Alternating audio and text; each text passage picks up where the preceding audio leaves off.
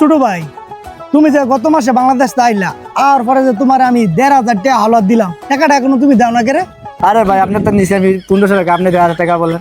টাকা দিছি তোমার আমি ১,৫০০, তুমি ১৫০০ কই, এটা কোন হিসাবে? আরে ভাই আপনি যে নিচে আমি ১৫০০ টাকা, ৩টা নোট ৫০০ টাকা নোট 3টা নিছি ১৫০০ টাকা, আপনি কিভাবে বলেন ১,০০০ টাকা মারতে পান? এটা আমি বুঝি না। ওই ১৫০০ আমার হিসাব করে লাভ নেই, আমার টাকা ১,৫০০ টাকা একদম স্যাপদা দিতে হইব।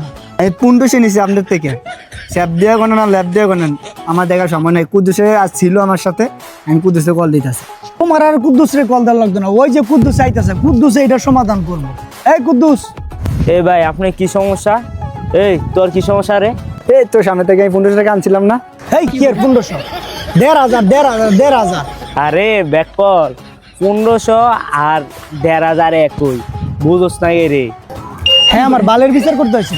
১৫০০ আর ১,৫০০ বেলা একই। বেটা আরে ভাই ও আমাদের মধ্যে একটা ফ্যাসলা লাগানোর জন্য আইছি, বুঝুন না কেন?